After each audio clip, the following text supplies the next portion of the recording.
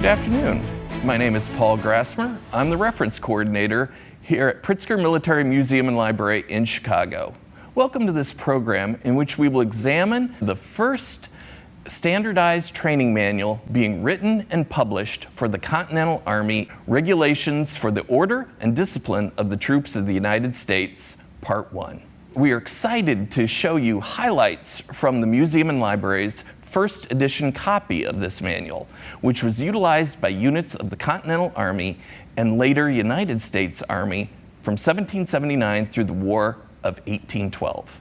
You will see how elements of the first training manual have continued as foundational parts of United States military training and operations to this day.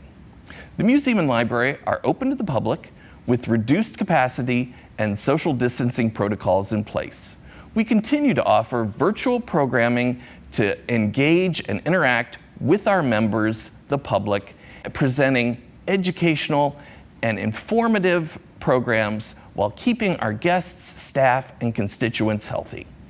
In this webinar format, you can post questions to the comments section in the Q&A chat box feed, and we will address those at the end of this program. Let's take a look at the Pmml first edition copy of Regulations for the Order and Discipline of the Troops of the United States. We notice that the printer of this edition was Nathaniel Patton in Hartford, Connecticut. Another thing that is immediately of interest when we view this copy are the names that we find in the leaves at the beginning of the manual. These names are young men, officers, NCOs, that had this manual and utilized it in the 1780s, 1790s, and early 1800s.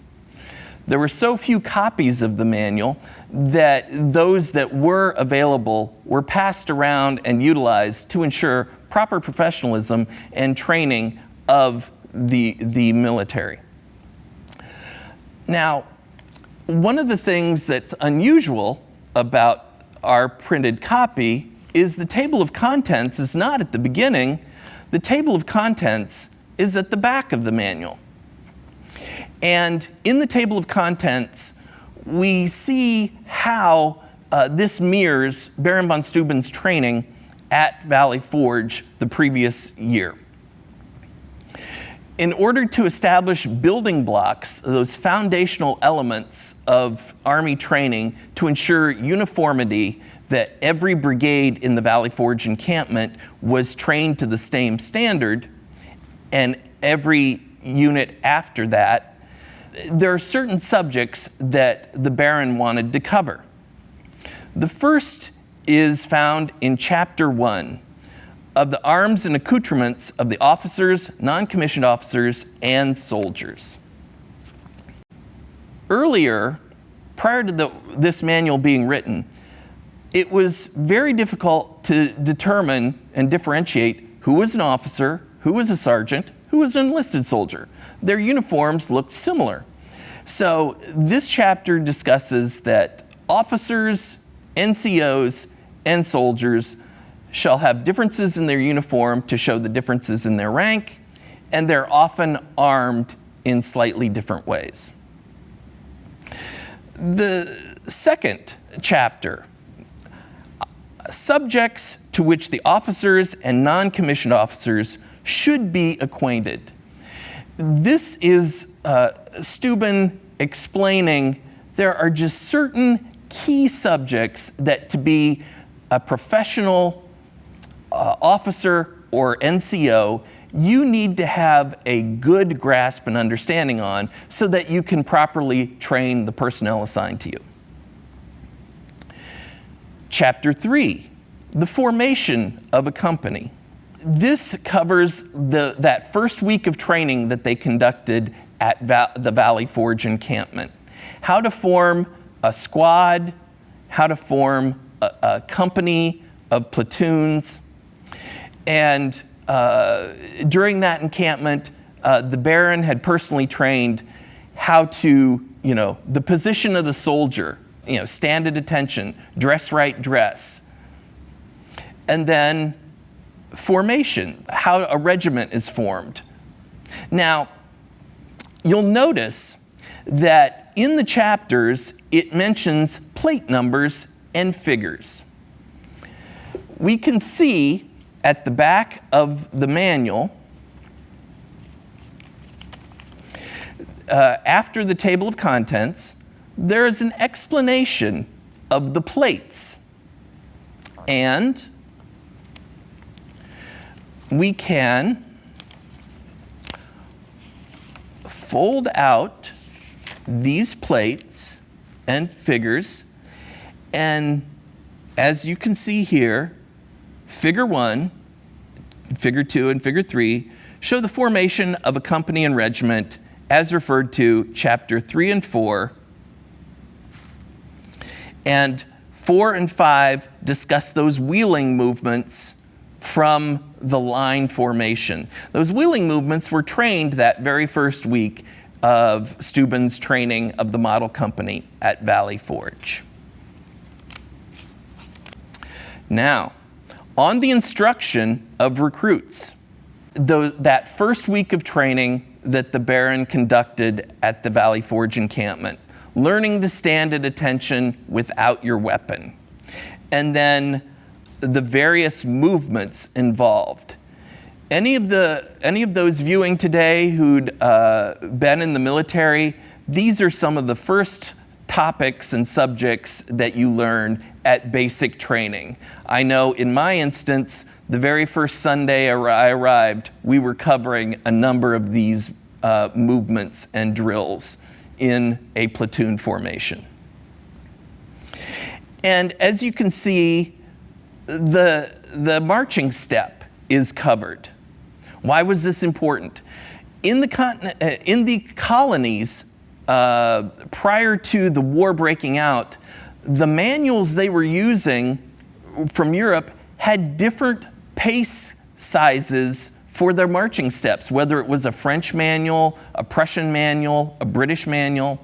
There was no standardization when the Continental Army utilized those old copies of manuals in their early days of existence.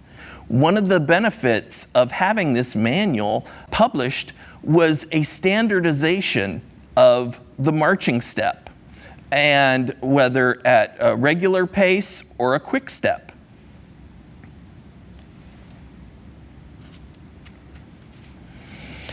And then another topic that was covered that first week by the model company at Valley Forge, the manual exercise with your musket. Now, Baron von Steuben, when he presented this drill to the model company at Valley Forge, streamlined the number of steps that the Prussian army, the one that he had the most experience with training and working with, utilized in their manual of arms for the musket. He wanted something that was streamlined as much as possible and standardized. The European armies used bayonets. He insisted that the American troops be comfortable with utilizing bayonets. So learning how to rapidly, precisely fix the bayonet to your musket was covered in this early manual. Again, going through all the different steps with loading and firing your weapons. And then in the line formations, battle line formations utilized during this period, you had two ranks composing a battalion, a brigade, a regiment. And so the steps are covered in the manual to show how first one rank would fire and then the next rank would fire. The Chapter 6, the exercise of a company, again, with different movements, marching, wheeling, oblique movement. These were utilized to get to train the American military to be comfortable and precise and as rapid as possible to move between line and column and back again.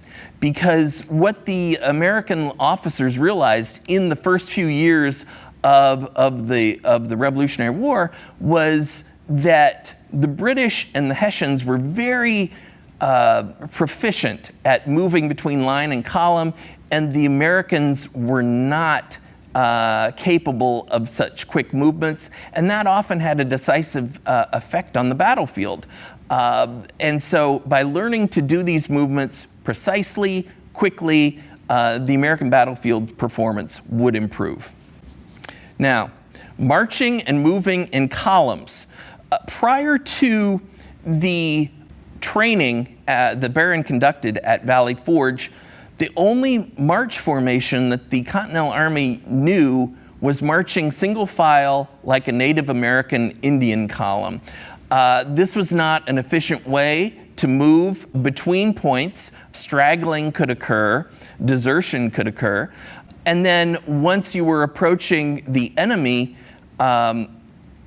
it was not an efficient way to move and form battle lines. So the Baron, utilizing his Prussian army experience, developed a concise chapter on how to move into column. And again, marching to the front.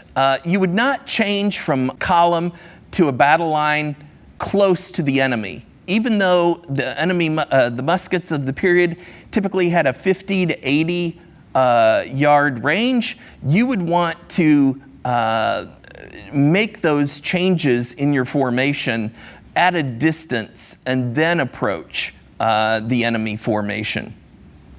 Now, let's go back to the figures.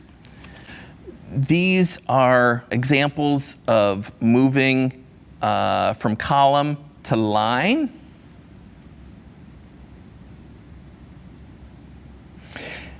And these plates are what Pierre-Charles L'Enfant, who designed our nation's capital, his responsibility during the drafting, writing of this regulations for the order and discipline of the troops, L'Enfant's responsibility was to draw these diagrams and plates so that the text instructions within the manual would be easily understood.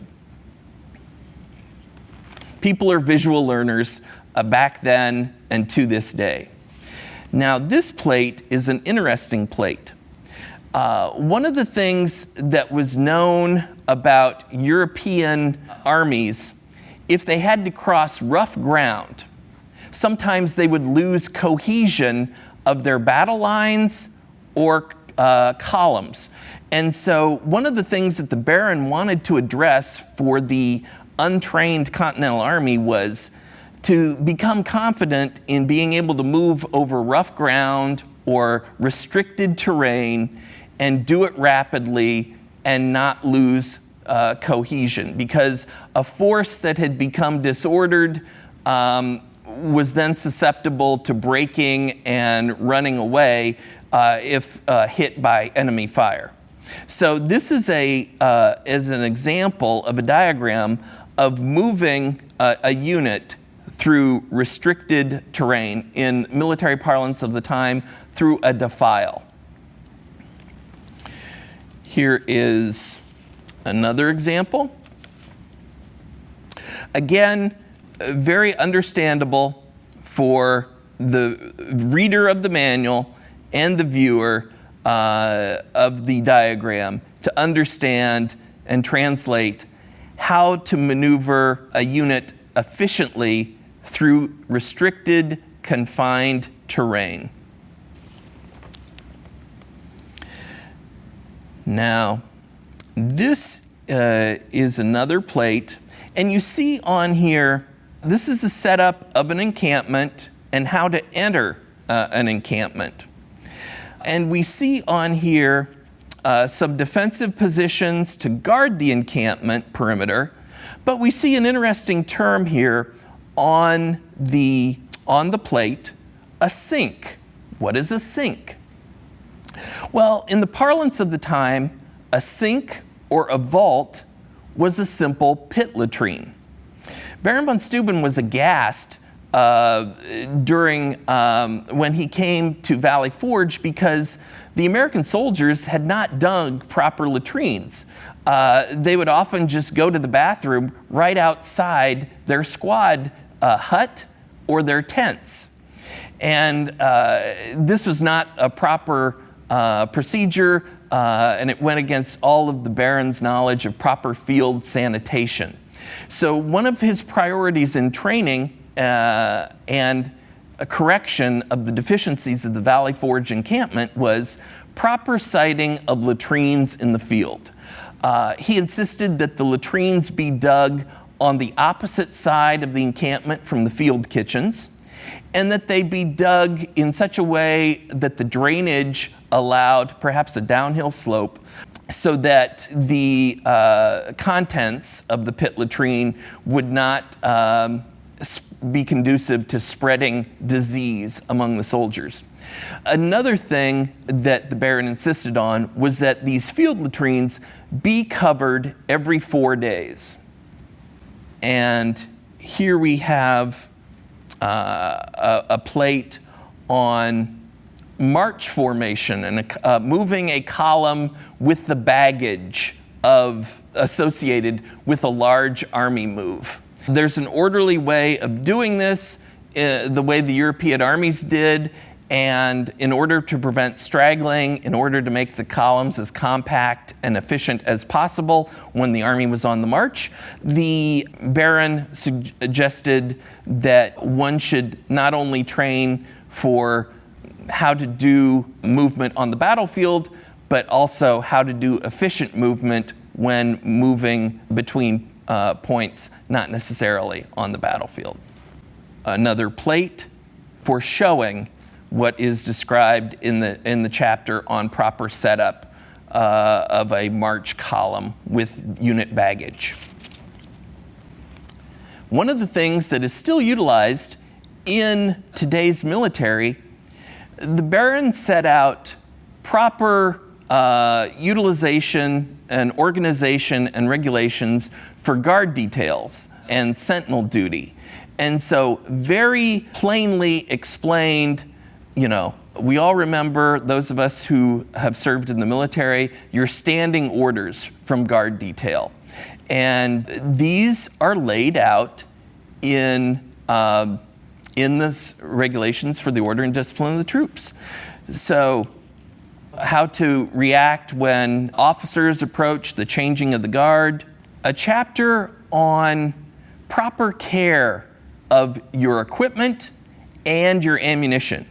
The Baron was quite stunned on his first inspection of the Valley Forge encampment that the soldiers had rusty muskets, and that there was no uniform protected way for storing the ammunition so that it would not end up the powder damaged or spoiled or other concerns. So this is a chapter on proper care, maintenance of a soldier's equipment. This is something that is still done today.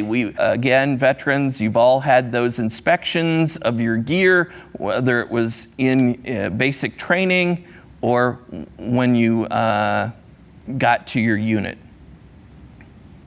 Treatment of the sick and sick call. Again, an NCO responsibility. Accountability of your personnel, taking care of your personnel. This is something that the Baron constantly expounds throughout the manual, that NCOs are to be professional in their standards and their conduct. They set the example, and one of the ways of setting the example is taking care of your personnel.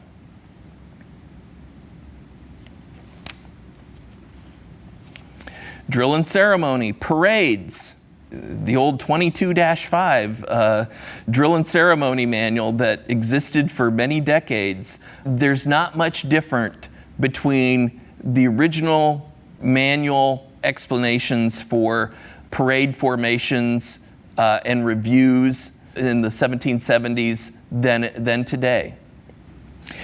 And another thing that is unique about this first training manual, each rank in a regiment, from the regimental colonel down to the private, has coverage on what that person's responsibilities were, what their duties were, how they should carry themselves and go about their daily duties. So in the manual, you have the regimental commander's instructions, what the colonel should do. Then the major's instructions. As an example, he must endeavor to make his regiment perform their exercise and maneuvers with the greatest vivacity and precision. Examine often the state of the different companies, making the captains answer for any deficiencies he may perceive, reporting the same to the colonel. The adjutant's instructions. He must keep a book in which he must every day take the general and other orders and show them to the commanding officer of the regiment, who, having added those he thinks necessary for the regiment, the adjutant must assemble the first sergeants of the companies, making them copy the orders and giving them their detail for the next day. When the initial drill instruction at Valley Forge was occurring, von Steuben would write the instructions, and then they would be distributed to the adjutants for each of the brigades, of the 14 brigades at the encampment. Those adjutants would then make sure there were copies that were distributed and available for all of the companies of the regiments of the brigade. Instructions for the quartermaster. One of the things noted about the improvements found at Valley Forge, the supply situation greatly improved as the encampment at Valley Forge continued. Nathaniel Green became the quartermaster, and both supplies for the Army, and then there was a new commissary general, and so provisions improved. There were no, at the end of the Valley Forge encampment, the food situation had improved so that the soldiers were no longer in danger of starvation. Instructions for the captain, the company commanders. His first object should be to gain the love of his men by treating them with every possible kindness and humanity, inquiring into the complaints, and when well-founded, seeing them redressed.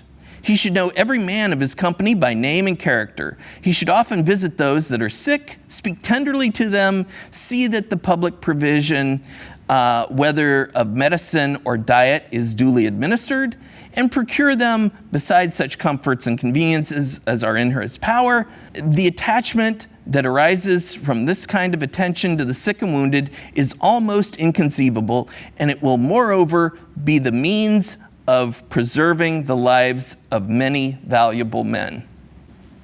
Instructions to the lieutenant. He should not suffer the soldiers to be ill-treated by the non-commissioned officers through malevolence or from any pique or resentment, but must at the same time be careful that a proper degree of subordination is kept up between them. Instructions for the ensign. Today we think of ensign as a Navy rank, but at the time there were ensigns in the Army, but in the British Army that would be, the color sergeant. Instructions for the sergeant major. Instructions for the quartermaster sergeant. Instructions for the first sergeant of a company. He will keep the details of the company and never warn a man out of his turn unless particularly ordered to do so. He must take the daily orders in a book kept by him for that purpose and show them to his officers. He must every morning make a report to the captain of the state of the company in the form prescribed, and at the same time acquaint him with anything material that would have happened in the company since the preceding report. Instructions for the sergeants and corporals. When a non-commissioned officer is a file closer in action, he must take care to keep the ranks and files properly closed, and when too much crowded, make them incline from the center. When the files of his platoon are disordered by the loss of men, he must exert himself to dress and complete them as with the utmost expedition. He must keep the greatest silence in the ranks, see that the men load well and quick, and take good aim. And then finally, the private. The recruits, having received his necessaries, should, in the first place, learn to dress himself with a soldier-like air, to place his effects properly in his knapsack, so as to carry them with ease and convenience, how to salute his officers when he meets them, to clean his arms with his linen and cook his provisions. He should early accustom himself to the dress in the night, and for that purpose always have his effects in his knapsack and that place where he can put his hand on it in a moment, that in case of alarm he may repair to the greatest alertments to the parade. So take care of your gear, know where it is at all time. Accountability, that's something that's still covered to this day. So in looking at this, we've gone through the chapters, how to form companies up to battalion and regiments, moving in columns and moving between columns and lines, marching, firing, the manual of arms with your weapon. One of the things that's covered, as you can see here, firing advancing and firing retreating. The Baron understood that the Americans, before he got there, had a rough time when hit from the flank and would break and run. And he wanted to ensure that they received the proper training, that if they had to withdraw, they could do so in an orderly manner and fashion and not just run away. In conclusion, we are thrilled to have such an amazing artifact in our collection, where this was the first training manual that was established for the U.S. Army. It had uniformity where previous editions did not have that uniformity. It was concise. It didn't have extra steps. And we see through the names in the front that while this manual was used by the U.S. Army, that officers and sergeants took care to mentor those junior leaders assigned to them, and that this manual was passed down because it ensured the proper training and professionalism of the U.S. Army. And those are bedrock characteristics that still underpin Army training to this day. We hope you have enjoyed this look at a very special item in our rare book collection, and we'll look forward to taking your questions. Thanks again for joining us for today's program. We hope you enjoyed the opportunity to zoom in and see the finer details of this rare book. Now over to the questions that the audience has submitted for our Q&A. Thank you to those who submitted your questions today. I'll try to answer as many as possible in this 10-minute Q&A section. First, why didn't you wear gloves when handling the rare book? Whereas wearing gloves used to be the standard for proper handling of rare books when concerned with the oils in the hands adversely impacting the pages, in recent years, the new standard recommended by the Library of Congress is for handling with very clean hands. This improves the tactile grip of the pages to prevent rips and tears of the old paper. Paper's ability to hold up well over time is impacted by the cotton content and acid content of the paper, which is why we keep our rare books in a monitored temperature and humidity controlled environment in our rare book room, so that they'll be available long into the future for researchers to utilize our rare books. Which brings us to a question: if someone was interested in viewing this rare book in person, could they attend the library and request this? Indeed, we always welcome researchers, but given the pandemic and the limitations of availability of staff time, or perhaps certain of our rare items going into conservation for repair and preservation, we ask when someone is interested in utilizing our resources for research to let us know ahead of time with an email, with a phone call, so that the materials will be available and staff will be available to assist all researchers and their needs. Why is it called the Blue Book? When the first edition was printed in November of 1779, it had been delayed several months because of lack of available printing materials and lack of printing expertise in Philadelphia. The first printing of the first edition was printed by the firm of Steiner and Sist. They were the government's chosen official printer for this manual. The contract for binding went to Mr. Robert Aitken. And for binding the first printing, he chose a blue covered paper boards with a leather spine. And since the blue covered paper boards were quite distinctive, it just became known by the nickname the Blue Book ever since. What was the model company and how was it utilized?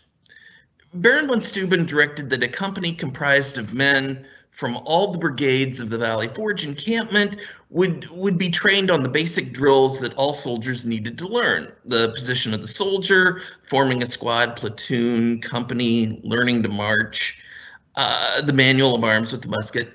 Those soldiers would learn those drills to a proficient standard, and then using the Army's train the trainer concept, would go back to their brigades in the encampment and train the companies and regiments within their brigade. Thus, the foundational knowledge needed to improve the proficiency of the Continental Army was rapidly instilled throughout the entirety of the Continental Army, almost 12,000 men, in a period of just 6 short weeks. Next, what were the advantages and disadvantages of line and column formations? Column formations using 4 files enabled rapid movement of large brigades and regiment formations across the battlefield without straggling or loss of cohesion. The disadvantage of a column formation was that it only allowed very limited firepower to the front of the formation of the column. So if you suddenly encountered the enemy at close range, you could not project a large volume of fire from a column formation to the front. The column could be used for a quick charge to rapidly break an enemy battle line at a decisive point. Line formations enabled a large volume of firepower directly to the front of the line formation. This could provide a decisive impact against the enemy at close range, causing the enemy line to lose cohesion or break. And if the enemy line in front of your formation lost cohesion and broke, that provided the opportunity to rapidly charge and break the enemy formation, causing them to retreat. The vulnerability of a line formation came from its flanks. Line formations were very susceptible, vulnerable to enemy cavalry, and if they were hit with enfilading fire from the flank, that might cause a break of cohesion to the friendly battle line. Now, was there one specific Prussian manual that served as a model for von Steuben's book? Shortly in the near future, we'll post onto our website a longer discussion with background context about what went into writing regulations for the order and discipline of the troops of the United States, Volume 1. We discuss in that video the British manuals that were foundational in the colonists' knowledge prior to the outbreak of the Revolutionary War. The Prussian manuals were, I don't have the exact title of the Prussian manual at the tip of my brain at the current time, but if you email me at pgrasmer, Grasmehr, at pritzkermilitary.org or info@pritzkermilitary.org, I will be happy to follow up with the questioner about the particular Prussian manual that impacted Steuben's writing. Other questions. Were officers elected in the regular army, and does the manual cover these elections?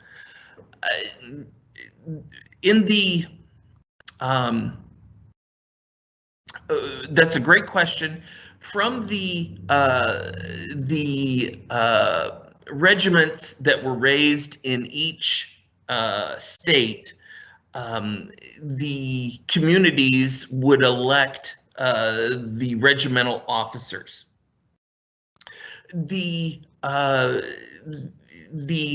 For the Continental Army, regular Army regiments, this was sometimes done, but because there was a lack of uniformity in the initial training and a large degree of turnover of these officers when enlistments would end at the end of a calendar year, officers being casualties, officers being captured, there was often a lack of continuity in leadership of the brigades of the Continental Army. Thus, there was promotion from within. The chain of command observed the performance of the units and understood which sergeants or which lieutenants were performing well, or which enlisted men deserved a promotion, and they would be occasionally provided those promotions. But again, if you email me here at the Museum and Library, I can follow up with you further with examples on that very good question.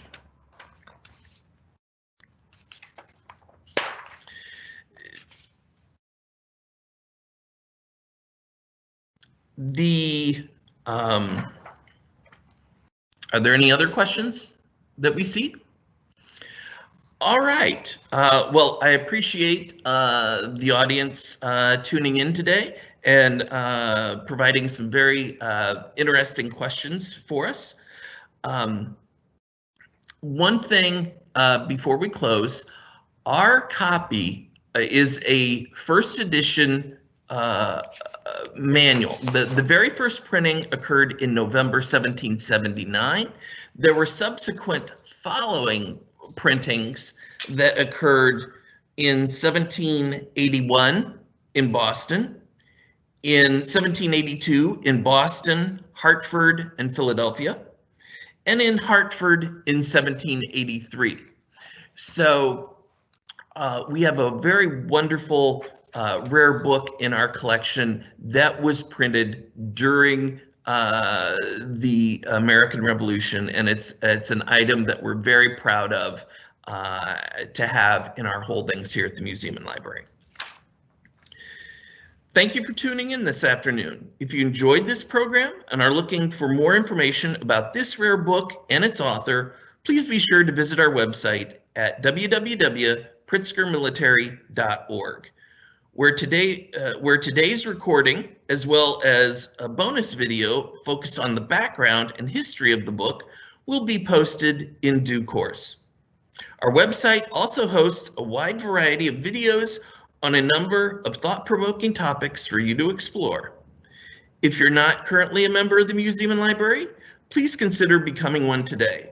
Our membership community is vital to supporting the activities that help fulfill our mission and vision. Thank you again for joining us today, and please watch for future programs and exhibits here at Pritzker Military Museum and Library.